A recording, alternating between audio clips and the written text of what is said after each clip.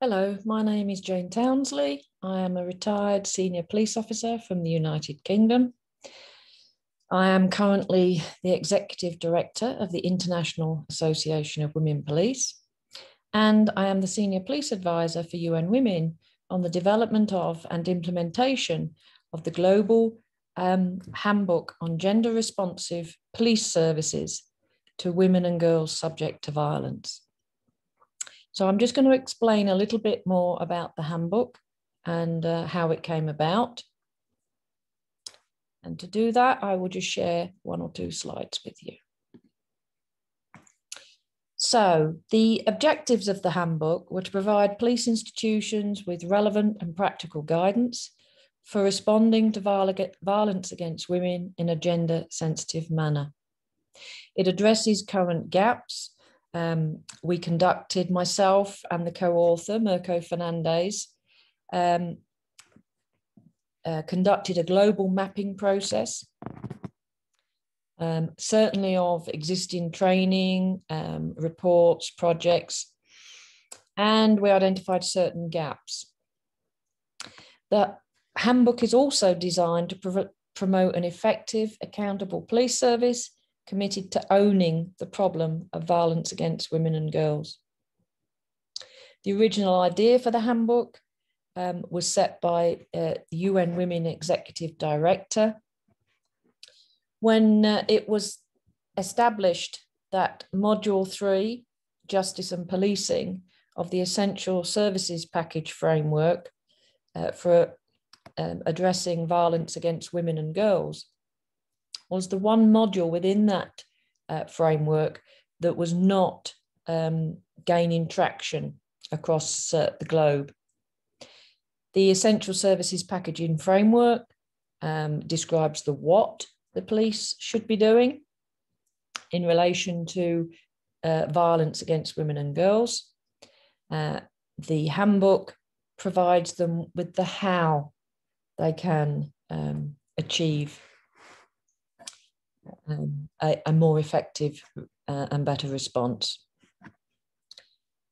As an ex-police officer myself, I fully understand, as many of my colleagues do, that the police organisations are not so receptive to organisations or individuals they see as outsiders, so not police officers, advising them on how they should be doing their job.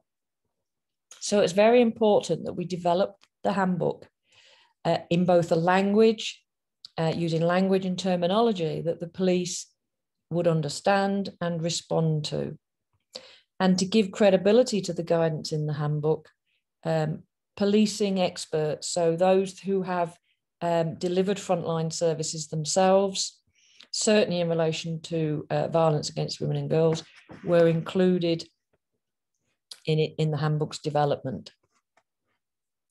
And the International Association of Women Police provided access to many frontline officers across the globe who were able to share some of their good practices and case studies for the handbook. The handbook has 14 chapters. It is not a training manual, it is a guidance manual. And throughout it signposts the reader to where they can find training, where they can find advice, research, good practices. So it signposts them to where they can gain further information. And chapters 3 to 9 in particular directly relate to the Essential Services Package, Module 3, that I mentioned earlier. And that's how it's divided, but also each chapter can be used as a standalone chapter. So if a particular police organisation wants to focus on improving its coordination amongst justice agencies, then chapter 8 can be used on its own. We've added a couple of chapters around institution building. One covers the whole of the justice continuum. Emerging issues covers sexual harassment, violence in conflict, and cybercrime or ICT crime and violence And then public health emergencies and non-conflict humanitarian crisis was an additional chapter that we added during the COVID pandemic to better prepare police organisations to respond to such events when we know violence against women and girls often increases. Each chapter, certainly between chapters 3 to 9, are laid out in a similar manner. So there's a short introduction. And then the next part of the chapter is key and unique to this handbook. And there I and other police officers, we speak directly to the target audience of this handbook. And the target audience of the handbook are police middle managers, defined as those who are in charge of a police station, a policing district, or a police unit. So operational commanders who have the control of frontline resources. So we actually talk to them in first language, and we again provide them with guidance, signposting them to where they can get further information. But all the while encouraging them to be empowered, to be true leaders in gender responsive policing, and to empower their frontline staff and to truly understand the importance of this work, and certainly in building trust and confidence in local communities. Each chapter then covers how the commanders can identify gaps in their team's performance, gives explanations around some of the definitions and frameworks, provides them with indicators, key managerial competencies that they should be aiming for, and some performance indicators around gender responsive policing. And we also include case studies. The pictures here represent the case study from Kosovo in chapter 14. And of course, for further reading purposes, each chapter has a bibliography. Throughout the chapter, we depict women in policing as a key part of delivering gender responsive policing services. Not just because we're targeting violence against women and girls, but we know and research tells us that when women are more visible in all forms of policing, all operational roles, then trust and confidence in local communities tends to rise.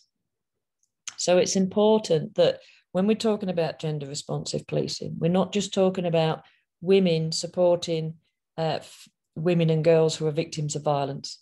We're talking about women playing a full part in policing, but also how women in policing can help change the whole culture of the police environment, which is another thing that the handbook provides guidance on.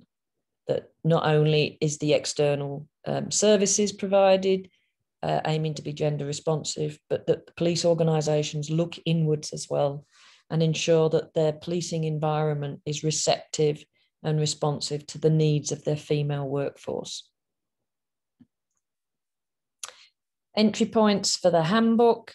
It should be viewed and applied as a complementary document tool supporting existing national guidelines, protocols, and other manuals.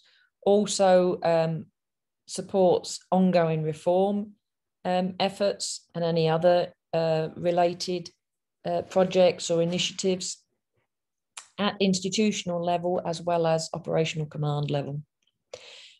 But it has particular emphasis on reinforcing the empowerment of frontline officers and creating true leaders, operational commanders who are in charge of police stations and policing districts, encouraging them to have greater involvement with communities they serve, with other service providers, local authorities, and so that we have a greater collaborative delivery of policing services across all communities.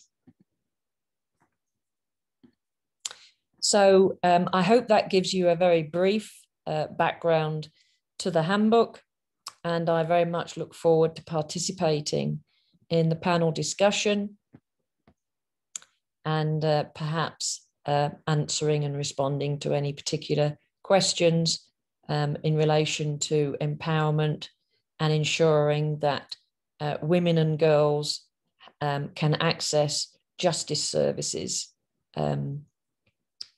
equally as men and boys. So thank you very much.